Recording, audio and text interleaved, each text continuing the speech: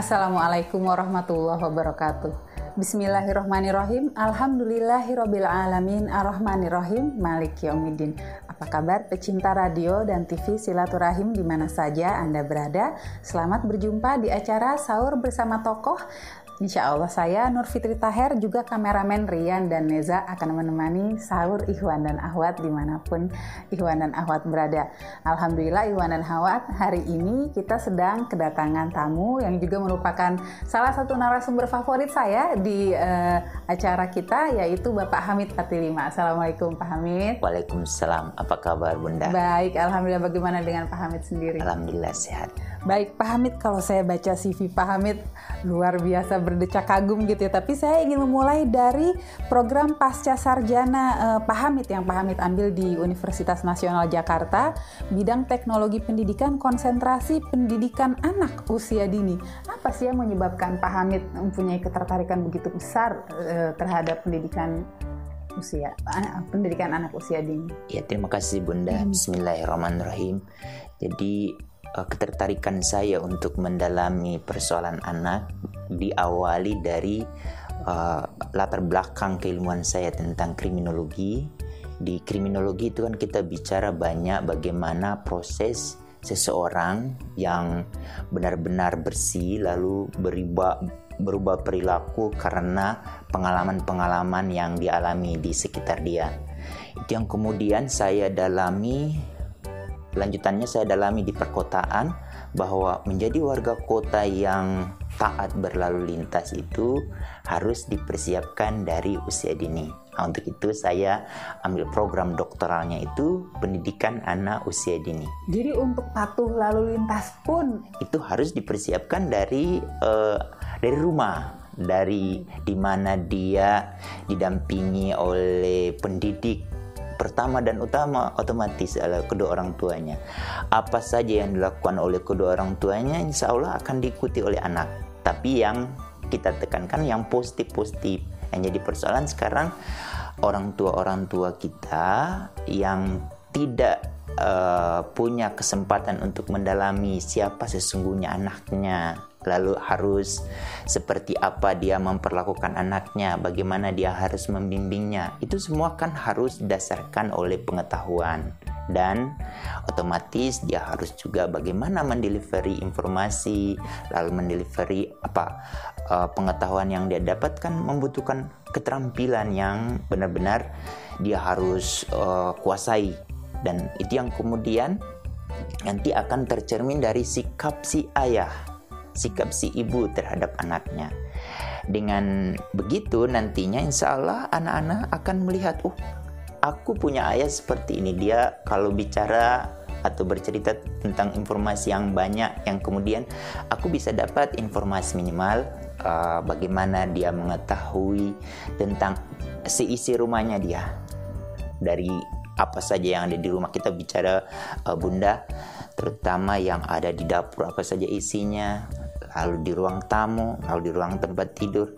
Kalau ayah dan ibu yang cerdas menjelaskan itu secara lengkap, itu kemudian akan merangsang si anak akan mendalami lagi lebih dalam. Tapi poin terkait dengan hubungan dengan keilmuan saya awal yaitu kriminologi, yaitu terkait dengan bagaimana ketaatan seorang anak nanti, lalu bagaimana kedisiplinan dia untuk menghargai aturan-aturan yang disepakati di rumah. Nah, itu yang kemudian kalau kita sudah mempersiapkan dari usia dini, insya Allah dalam jangka waktu dari usia 0 sampai 8 tahun, itu Bunda Fitri ada sekitar 80% perkembangan kecerdasan anak itu dibentuk di rumah. Nah, kalau dia sejak dari di rumah dia pertama menghargai, menghormati orang tuanya, menghargai, mentaati aturan-aturan yang ada di rumah. Lalu itu yang kemudian pada saat dia akan keluar di sini mungkin sudah mulai menjalin hubungan dengan teman-teman dia melalui bermain. Lalu kemudian dia menjalin hubungan dengan teman-temannya di sekolah dan gurunya. Itu yang otomatis kalau dia sudah terbiasa dengan hal-hal yang positif di rumah, dia disiplin, dia bisa mengatur waktu, dia mampu berbicara dengan kata-kata yang tidak menyakiti orang lain, insya Allah dia akan menjadi orang yang sangat disenangi minimal, lalu dia sangat dihargai. Itu poin yang paling penting. Poin kedua adalah anak itu kan sebetulnya butuh rasa aman, rasa tenang. Jika ayah ibu sejak dari awal menciptakan anak itu dengan tidak dia dibentak-bentak, dia tidak pernah ditekan, dia tidak pernah dipaksa-paksa, tetapi muncul kemauan dari diri anak, dia mau melakukan segala sesuatu itu tidak harus diperintah, tetapi ada keinginan yang itu terbentuk bukan hanya satu hari tetapi berproses. Prosesnya ini yang kemudian dipastikan oleh ayah-ayah dan bunda yang cerdas. Otomatis ayah dan bunda yang cerdas ya harus mengetahui perkembangan anak dia. Itu bunda. Baik, jadi kita bisa lihat kalau tingkat kriminalitas suatu negara itu tinggi atau rendah, bisa dipastikan bahwa kehidupan anak-anak di negara itu menentukan keadaan negara mereka juga dong kemudian hari. Kita bisa lihat di negara-negara tetangga kita di Afrika, tingkat keamanan, penghargaan terhadap keluarga, terhadap anak itu wujudnya. Karena anak-anak yang dibentuk dari suasana yang tidak nyaman, lalu suasana yang penuh kekerasan, itu dia akan keluar menjadi satu kumpulan anak-anak yang agresif. Lalu dia suka membentak, dia suka menentang. Karena ada satu riset Bunda Fitri yang dilakukan oleh teman-teman dari Michigan University sama Texas University terhadap 150.000 anak yang dilakukan selama 50 tahun. Jadi penelitian itu berjenjang dan diikuti terus-menerus. Itu menghasilkan anak-anak yang di rumahnya mengalami kekerasan atau anak-anak yang tidak diperhatikan dari aspek perkembangan dia, lalu tidak diperhatikan informasi yang dia serap, lalu orang tua dengan mudah melakukan intimidasi, itu akhirnya akan melahirkan anak-anak yang agresif, anak-anak yang suka menentang. Yang menyedihkan Bunda Fitri, di antara anak-anak itu ada yang menarik diri karena dia sudah merasa tersisihkan. Dia mau main di tetangganya, dia ditolak, di sekolahnya ya begitu, akhirnya dia menarik diri. Kalau sudah menarik diri, itu mau tidak mau konsentrasi untuk belajar tidak fokus lagi. Jadi akhirnya bermasalah di kognitifnya dia. Lalu yang sedikit menyedihkan itu kalau dia mengalami gangguan jiwa. Itu yang kadang-kadang ada beberapa anak yang kita dengar sudah mengakhiri hidup dia, misalnya bunuh diri atau apa, ya karena dia berasal dari keluarga di lingkungan yang tidak memperhatikan dan tidak menghargai si anak itu sendiri. Itu yang kemudian Bunda, kenapa saya harus mendalami itu di program pasca sarjana saya, dan fokus riset saya yang kemudian dituangkan dalam disertasi terkait dengan resiliensi, daya tahan. Resiliensi itu akan terpastikan pada diri anak bila dia memiliki daya tahan yang tinggi. Insya Allah dia mampu menghadapi segala tantangan atau hambatan yang ada pada diri dia, baik pada saat sekarang maupun pada masa yang akan datang. Antara lain apa? Dia merasa aman. Merasa aman di sini misalnya Bunda, dia tidak khawatir berbicara dengan siapapun, tetapi dengan tingkat kesopanan yang tinggi yang diajarkan oleh orang tua. Dia ditanyakan ada orang dewasa yang mau bertanya kepada dia, atau ada orang dewasa di depan dia mau bertanya dan dia mau menjawab pertanyaan, karena dia tidak ada beban. Karena di rumah dia sudah dibiasakan oleh ayah bundanya untuk mau menyampaikan segala sesuatu itu dengan jelas dan tegas. Lalu di rumah sudah dibiasakan untuk berdialog. Jadi dialog dengan ayah dan bunda itu adalah satu unsur penting untuk membangun resiliensi anak. Itu yang kemudian akan terwujud pada rasa aman dia. Itu rasa aman yang kita bisa lihat untuk sesaat. Rasa aman yang lain adalah kalau dia kemana-mana itu dia tidak takut. Dia hanya takut kepada Allah.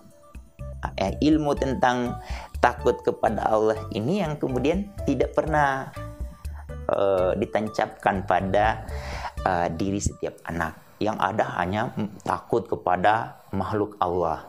Polisi, dokter atau apa yang kemudian dia tidak punya karena dia sudah merasa sudah takut kepada segala sesuatu, dia tidak ingin mencoba. Dan itu yang kemudian menjadi satu hal yang akan menghambat daya tahan dia. Sekarang ibu di rumah, ayahanda di rumah, mungkin kalau sekarang menciptakan suasana yang tidak aman di rumah kita, bagaimana kita wujudkan itu menjadi aman? Jadikanlah rumah itu sebagai surga bagi anak-anak kita. Itu Bunda Fitri yang menarik yang perlu kita harus perhatikan. Luar biasa. Terus Pak Hamid juga di sini tahun 2005 membahas perbudakan pada anak di ILO ya Pak. Iya. Sebenarnya kan mungkin kalau sekarang banyak yang bilang saat ini perbudakan udah nggak ada lagi, tapi sebetulnya masih banyak, dan bahkan di negara Eropa dan Amerika sendiri perbudakan itu ada gitu. Saat ini bagaimana sih kira-kira pemikiran ILO sendiri untuk menghapuskan perbudakan itu? ILO sendiri itu sudah mengeluarkan sebuah konvensi ILO 182 tentang bentuk-bentuk pekerjaan terburuk anak. Itu sebetulnya dasar menjadi pegangan dari setiap negara untuk bagaimana memastikan di setiap negara dia itu anak-anaknya itu yang diutamakan adalah mereka harus bersekolah, lalu mereka mendapat akses jaminan kesehatan, lalu mereka otomatis harus bermain, keterampilannya berkembang. Tetapi di beberapa negara, termasuk di Indonesia, itu masih diketemukan banyak bentuk-bentuk pekerjaan terburuk yang kemudian menghambat perkembangan mereka, yang itu kemudian oleh Indonesia sejak tahun 2000 waktu itu Presiden Gus Dur meratifikasi sebuah konvensi melalui Undang-Undang Nomor 1 Tahun 2000 tentang ratifikasi Konvensi ILO 182. Konvensi itu isinya apa? Nanti kita bisa jelaskan lebih detail Bunda. Tetapi poinnya sekarang pertanyaan, ada nggak perbudakan di rumah kita? Kalau kita mempekerjakan pekerja rumah tangga anak, itu termasuk bentuk-bentuk pekerjaan terburuk dan itu termasuk perbudakan. Kenapa Bunda disebut perbudakan? Karena pemerintah, masyarakat di sekitar, lalu para aparat hukum itu tidak memiliki kemampuan untuk mengakses setiap rumah yang mempekerjakan anak usia yang di bawah usia 18 tahun. Mereka-mereka ini seharusnya ada di lembaga-lembaga pendidikan, di lembaga-lembaga keterampilan, tetapi dengan alasan yang sebetulnya ini alasan selalu dibuat-buat oleh para pihak, dan itu yang kemudian direspon oleh para peneliti untuk memastikan benar nggak sih dengan alasan kemiskinan terus orang tua itu mau mempekerjakan anak. Tapi sebetulnya kebijakan di negara yang tidak jalan, Bunda, terutama tentang pembagian kue-kue kepada rakyat itu secara adil, itu tidak dikelola oleh manajemen pemerintahan yang cerdas yang diisi oleh individu-individu yang bertanggung jawab. Kalau mereka bekerja sesuai dengan amanah yang diberi oleh negara kepada mereka, insya Allah, Bunda, ambil contoh, selalu menjadi rasionale dari para peneliti yang kemudian itu yang membenarkan bahwa adanya pekerja rumah tangga anak itu karena kemiskinan di orang tuanya. Jawabannya hanya program pengentasan kemiskinan. Padahal kalau manajemen pemerintahan yang cerdas mengidentifikasi orang tua mana yang masih mengirimkan anak-anaknya bekerja di kota sebagai pekerja rumah tangga. Orang tua ini yang kemudian diidentifikasi bakat dan minat dia itu apa saja. Jadi yang kita dorong ini bukan anaknya tapi orang tuanya. Kita identifikasi bakat dan minatnya dia oleh Dinas Tenaga Kerja yang cerdas atau Kementerian Ketenagakerjaan yang cerdas itu mendampingi mereka untuk dikapasiti, dilatih sesuai dengan minat dan bakat. Tapi Bunda Fitri, yang terjadi sekarang apa? Orang yang tidak tertarik bekerja di bengkel, dilatih di bengkel. Orang tidak tertarik untuk buat batako, dilatih batako. Jadi tidak ada rasa daya tarik, lalu keinginan. Dan kemungkinan berlangsung lamanya juga pekerjaan itu dilakukan kecil ya? Iya, kecil. Itu yang pertama. Jadi Dinas Ketenagakerjaan dan Kementerian Ketenagakerjaan yang tidak dengan sungguh-sungguh untuk menjawab kebutuhan rakyat yang menghasilkan pekerja rumah tangga ini. Yang kedua adalah kalau benar-benar ayah bunda yang memiliki anak-anak yang bekerja ini sudah dilatih, kan mereka sudah mendapat keterampilan. Dinas UKM atau yang menangani koperasi menyalurkan modal usaha kepada orang yang sudah dilatih. Mereka yang sudah memproduksi supaya produksinya menghasilkan produk yang bisa diserap oleh pasar, otomatis konsumen itu selalu yang ada di kepala dia itu udah SNI enggak, Standar Nasional Indonesia. Otomatis itu tugas dari Dinas Perindustrian dan Kementerian Perindustrian untuk memfasilitasi mereka supaya produk yang mereka hasilkan itu berkualitas, bisa dikonsumsi oleh pasar maupun bisa diekspor. Lalu sudah diberi SNI, ada tambahan lagi Bunda Fitri, MUI untuk melabeling halal supaya lebih tenang lagi konsumen dari mungkin dari yang muslim akan memakan, karena terjamin dari proses pengolahan produk sampai dia menjadi bentuk produksi yang bisa dijual. Lalu unsur yang selanjutnya adalah Dinas Perdagangan atau Kementerian Perdagangan yang menyediakan pasar. Dan itu kembali lagi setelah mereka sudah memproduksi lalu menjual, kan modal harus dikembalikan lagi ke UKM. Mereka diawasi oleh UKM. Tapi sekarang Bunda Fitri itu tidak terjadi. Mereka-mereka yang ada di dinas-dinas seperti ini, itu sebetulnya mereka nanti akan dimintai pertanggungjawaban. Kalau dari sisi negara, kita sudah punya instrumen, yaitu ratifikasi Konvensi ILO 182 melalui Undang-Undang Nomor 1 Tahun 2000. Dan itu yang terakhir menjadi satu karya dari Presiden Gus Dur. Dan semoga Presiden Gus Dur tenang beliau sudah membebaskan negeri ini dari perbudakan. Tetapi yang jadi persoalan adalah presiden-presiden lanjutannya dan menteri-menteri, kepala-kepala dinas yang harus mengimplementasikan amanah, dan sebetulnya itu menjadi komitmen negara. Nah, yang jadi soal, kita hanya cerdas mengambil komitmen, tetapi itu hanya di atas kertas, tetapi tidak disosialisasikan. Dan yang paling penting adalah Bunda Fitri, setiap instrumen internasional yang kita ratifikasi itu benar-benar dirasakan oleh warga bangsa, dan di dalamnya itu adalah anak-anak yang terlibat di dalam bentuk-bentuk pekerjaan terburuk pada anak. Salah satunya adalah pekerja rumah tangga anak.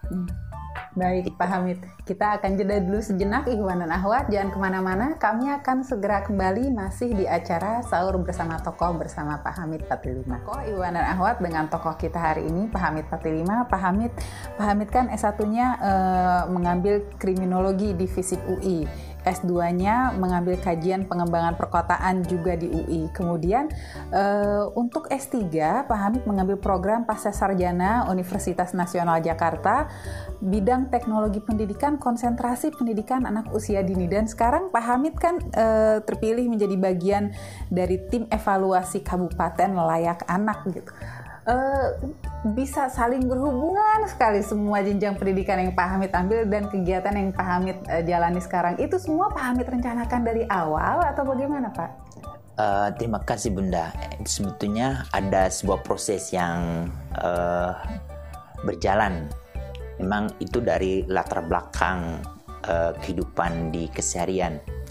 Tetapi pada saat saya di S1 kriminologi, itu saya lebih fokus untuk mendalami persoalan isu-isu anak, yang itu yang kemudian mendorong atau menjadikan saya berakses atau terakses ke lembaga yang fokus kepada persoalan anak, yaitu di Yayasan Kesejahteraan Anak Indonesia, yang didirikan benar-benar hanya fokus untuk menangani persoalan anak di Indonesia. Lalu proses berjalan, kemudian saya mengikuti konferensi pembangunan berkelanjutan yang peringatan 10 tahunnya dari Rio de Janeiro, Brasil, itu diadakan di Johannesburg. Pada saat yang bersamaan itu saya mendapat amanah untuk fokus di kelompok anak. Saya mendalami isu-isu anak juga di Afrika. Lalu yang kemudian pada waktu bersamaan juga saya mendaftar ke pasca sarjana di kajian pengembangan perkotaan di Universitas Indonesia. Materi-materi yang ada di Afrika itu saya kumpulkan semua. Sempat juga saya ikut kursus yang diadakan oleh Kedutaan Besar Amerika di Afrika Selatan. Dia membahas tentang para transportasi yang beberapa tahun belakangan itu di Eropa sudah mulai berkembang. Mereka menghidupkan kembali transportasi yang seperti bendi yang ditarik oleh hewan supaya bebas dari polusi. Nah, di Indonesia malah kebalik. Kita di Eropa udah mulai ditinggalkan, malah di negeri kita malah dihidupkan, malah bangga ada di satu daerah di mana saya lahir dan hidup. Dulu di sana, Bunda Fitri, itu ada bendi yang ditarik oleh kuda. Dengan bangga kepala bapedanya, wah, kami sudah punya becak yang ditaruh oleh motor. Padahal saya baru belajar tentang transportasi yang ramah. Malah kita justru menghilangkan yang ramah, malah menghidupkan yang akan merusak lingkungan, dan itu tidak aman. Dan sampai sekarang juga saya tidak menaruh perhatian terkait dengan perkembangan. Itu yang kemudian berjalan terus pada saat dari semester 1 sampai saya cuma 3 semester di S2-nya, seharusnya 4 semester. Itu saya setiap tugas hanya bicara tentang anak. Dan itu yang kemudian diwujudkan di riset saya, persepsi anak mengenai kotanya, itu mendalami apa-apa yang saya dalamkan di lembaga tempat saya bekerja. Lalu itu juga sudah dikuatkan waktu saya masih kriminologi, hanya fokus pada persoalan anak. Dan bertepatan di dunia internasional itu sejak tahun 96 Bunda Fitri, UNICEF dan UN Habitat itu sudah memperkenalkan konsep kota ramah anak. Dan pada tahun 2002 di New York, sebelum pertemuan di Johannesburg itu, para kepala-kepala negara dan para wali kota dunia bersama anak-anak itu mereka menyepakati satu dokumen, yaitu World Fit for Children, dunia yang layak bagi anak. Jadi dokumen-dokumen itu menjadi salah satu penguat untuk saya dalami di penulisan tesis saya di S2. Nah, itu kemudian saya lulus bulan Februari, tanggal 27 Februari, tanggal 13 Mei 2004, tesis itu udah diseminarkan secara nasional, diadakan di Kementerian Pemberdayaan Perempuan dulu namanya. Itu yang kemudian terus-menerus itu diadvokasi.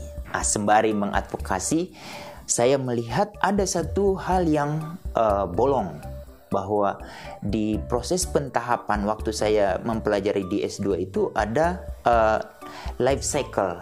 Jadi kehidupan itu bertahap dari usia 0 sampai dia menghadapi kehidupan atau kematian.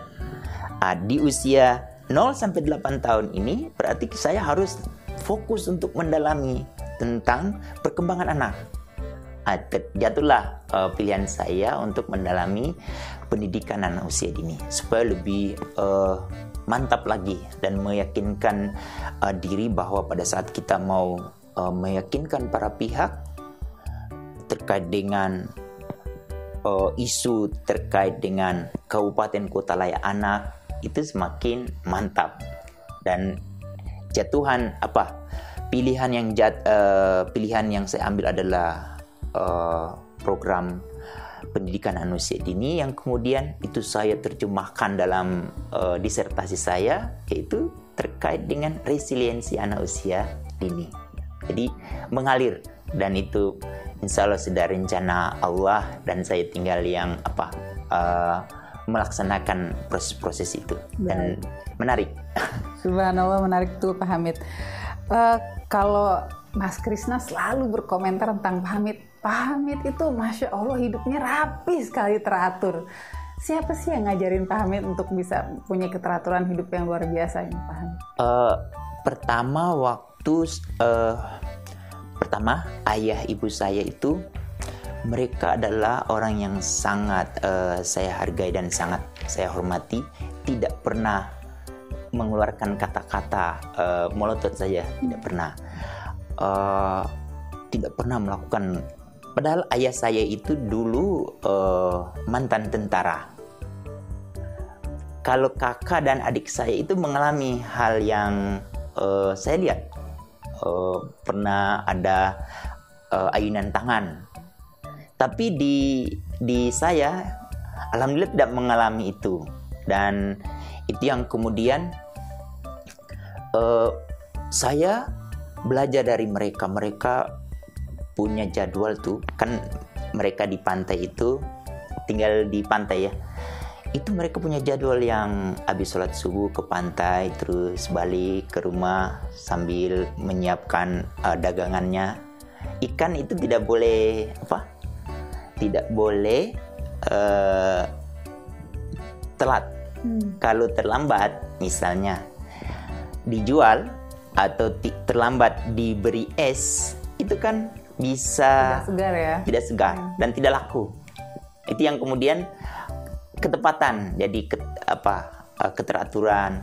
Lalu itu juga yang mulai saya praktikkan sejak dari kecil itu saya sudah dipercaya oleh nelayan-nelayan untuk jual ikannya. Jadi saya keliling. Jadi kalau kita tidak memiliki rencana yang tertata, insya Allah itu akan kacau. Dan itu Bunda, kita jual ikan dari pantai itu sampai ke perkampungan, sampai mendekati gunung di daerah kami itu jalan kaki sekitar 2-3 kilo. Kita jual sambil meniup ada satu benda yang di laut tuh lalu bisa ditiup mengeluarkan suara yang besar. Kerang gitu ya. Kerang yang mungkin kalau kita lihat orang di Selandia Baru itu menjadi alat musiknya, atau di Papua itu jadi alat musik juga. Itu yang melatih dari sejak kecil. Lalu selanjutnya ada kakak ipar saya yang diangkat menjadi guru. Saya diajak oleh beliau untuk bersekolah di sekolah di mana dia mengabdikan diri. Itu orangnya semua apa-apa rapi. Lalu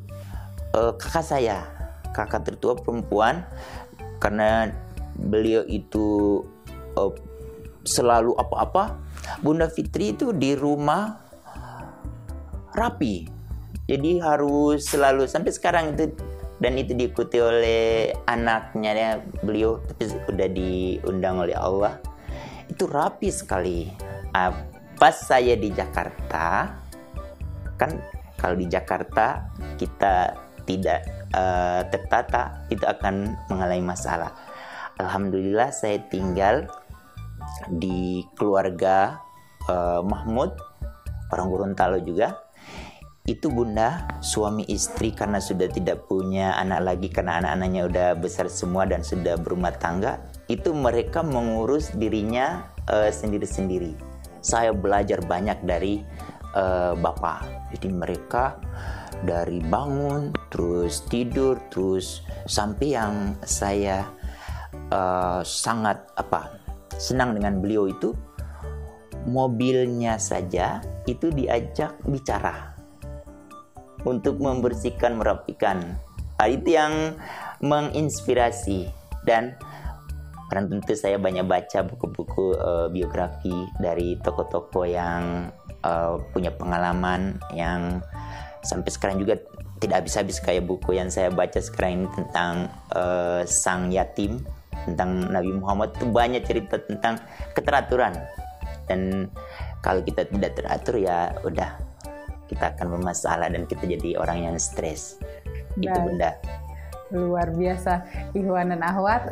Kita akan jeda kembali sejenak, jangan kemana-mana, karena kami akan masih bersama Anda di acara Sahur Bersama Tokoh bersama Pak Hamid Fatilima. Ikhwan dan Akhwat, masih di acara Sahur Bersama Tokoh bersama tokoh kita hari ini, Pak Hamid Fatilima. Pak Hamid, kalau yang mendengar siaran kita nih, psikologi anak, biasanya mereka mengatakan, iya memang bagus sekali itu semua yang diajarkan Pak Hamid, tapi kok sepertinya terlalu idealis ya gitu. Padahal sepertinya kalau yang saya dengar dari cerita Pak Hamid gitu ya, Bapak dan istri Ibu Sri Wahyuni bisa kok mengaplikasikan teori-teori yang Pak Hamid ajarkan di siaran psikologi anak di dalam keluarga Pak Hamid sendiri. Itu sebetulnya tergantung kita melihat, karena atau mendengar atau mempraktekkan. Karena itu sebetulnya informasi yang saya sampaikan itu sebenarnya informasi yang apa adanya di kehidupan sehari-hari.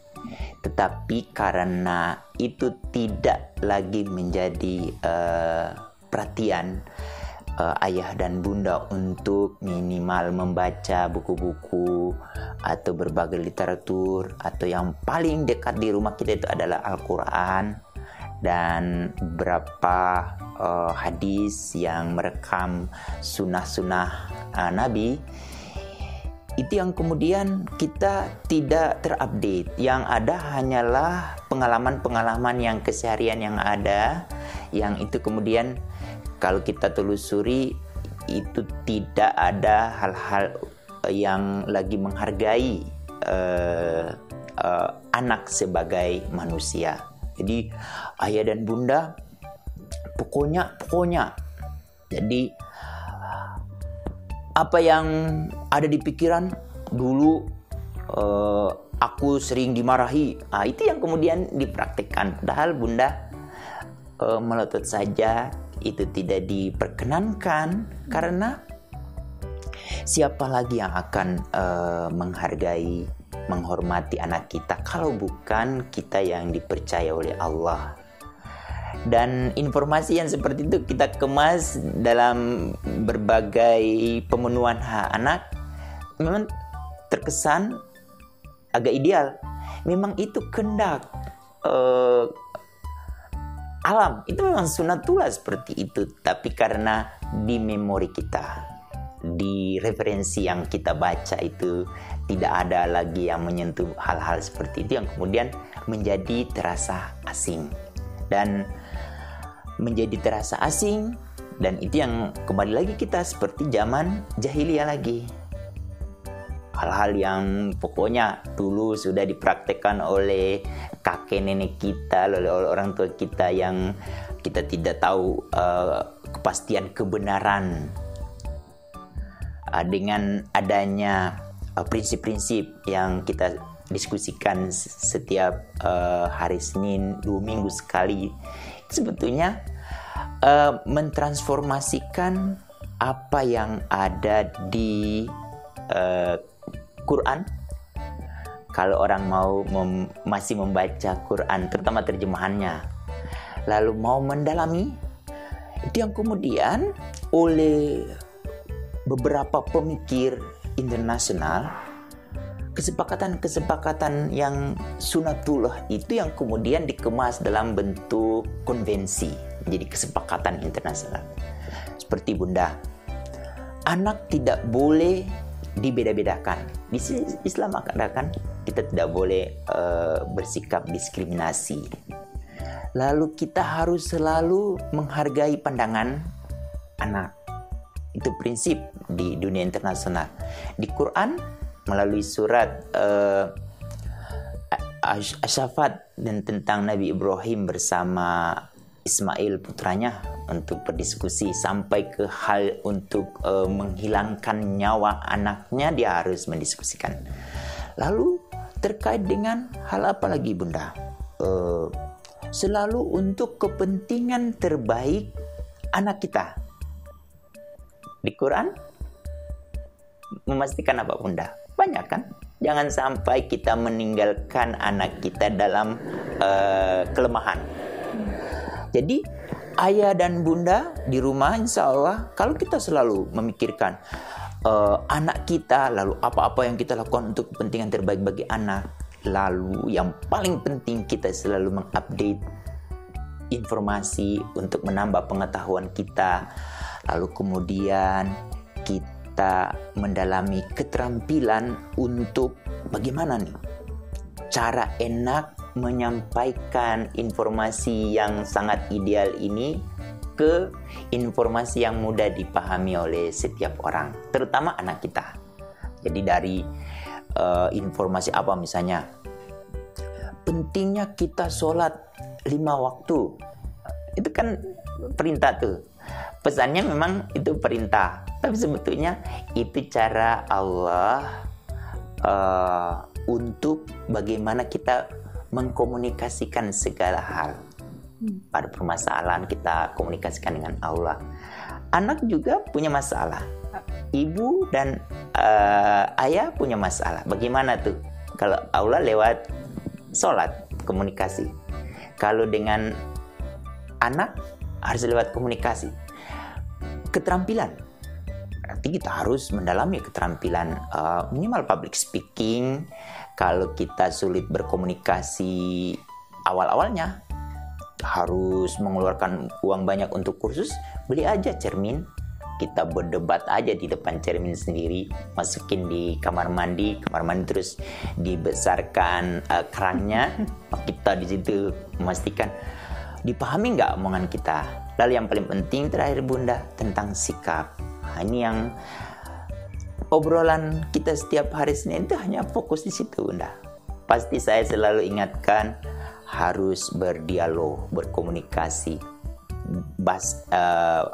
Basis atau dasar kita menjalin komunikasi dengan orang lain kan harus dialog. Dialog, coba Bunda, ingin menyampaikan sesuatu tentang hal yang baik terus dengan cara yang kasar, mudah dipahami tidak?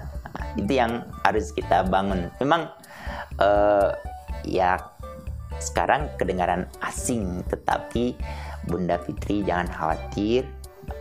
Awal-awal kami meyakinkan kementerian, lalu meyakinkan sekarang pemerintah daerah mau menjadikan kabupatennya menjadi kabupaten dan kota layak anak. Itu dulu agak sedikit berat, tapi alhamdulillah dengan kemudahan yang diberikan oleh Allah itu bisa terwujud. Kenapa? Ada satu rahasia yang ini sebetulnya tepatnya yang membahas ini para tafsir Quran. Tapi saya belum lihat tafsir kontemporer untuk membahas satu surat khusus, yaitu surat Al-Balad tentang kota. Kalau kita baca di sana menginformasikan bahwa ayah itu harus mentransformasikan apa yang diketahui yang terbaik dari kakek nenek, itu dipastikan sampai kepada cucu atau kepada anaknya. Itu ada pesan di situ. Tapi saya tidak lihat tafsir yang, kalau saya mentafsirkan bahaya saya. Yang kedua, ini yang menarik Bunda. Aku memberikan sepasang mata. Sepasang mata buat apa Bunda? Untuk melihat apa-apa yang positif, yang negatif. Lalu kata Allah, aku berikan kamu sepasang bibir dan satu lidah. Artinya, apa yang kita lihat itu harus kita komunikasikan. Untuk menjadi sebuah kota layak anak, itu di kota yang baik itu, Allah menyebutkan, aku beri kamu dua jalan. Jalan yang sukar dan ada jalan yang mudah. Yang sukar itu lagi mendaki, itu artinya salah satu yang diperintah membebaskan budak-budak oleh ILO. Kalau kita mengikuti kesepakatan internasional melalui konvensi ILO 182 yang kita bahas tadi, itu menghapuskan bentuk-bentuk pekerjaan terburuk anak. Salah satunya adalah pekerja rumah tangga anak. Lalu di surat Al-Balad itu ada 1 hari makan bersama anak yatim dan fakir miskin. Itu kalau kita jalankan, kita cuma ada Bunda di keseharian kita 10 Muharram untuk hari yatim, tapi cuma biasa seremoni. Seharusnya itu bupati, kepala daerah, siapa lagi, itu yang kemudian mewujudkan apa yang ada di surat Al-Balad. Sekarang itu oleh saya, salah satu orang yang terlibat menjadi tim juga, itu juga saya komunikasikan. Dan semoga ada yang mau dengar di acara ini dan kemudian itu memperhatikan surat Al-Balad. Dan terutama teman-teman yang di pusat studi Ma'arif yang beberapa tahun belakangan melakukan evaluasi sebuah kota itu disebut kota Islami. Kalau tidak menggunakan instrumen surat Al-Balad, risetnya itu dipertanyakan. Demikian Bunda Fitri. Masya Allah. Baik Pak Hamid, sebagai penutup nih, apa sih kalimat atau nasihat orang tua Pak Hamid yang tidak pernah Bapak lupa, yang kira-kira ingin dibagi dengan pendengar dan pemirsa kita? Yang saya tidak lupa dari ayah dan bunda saya itu menghargai orang lain.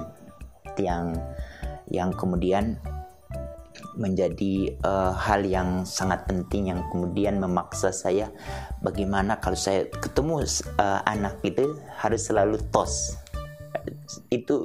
Tos itu bicara komunikasi yang sangat simple, tetapi anak langsung mau dekat dengan kita.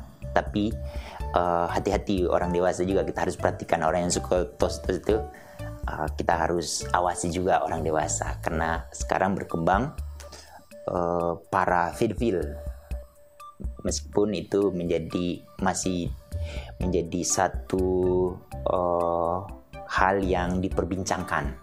Itu Bunda Fitri. Baik. Menghargai, menghormati orang lain. Baik, terima kasih banyak Pak Hamid Taslima atas kedatangannya di acara Sahur Bersama Tokoh.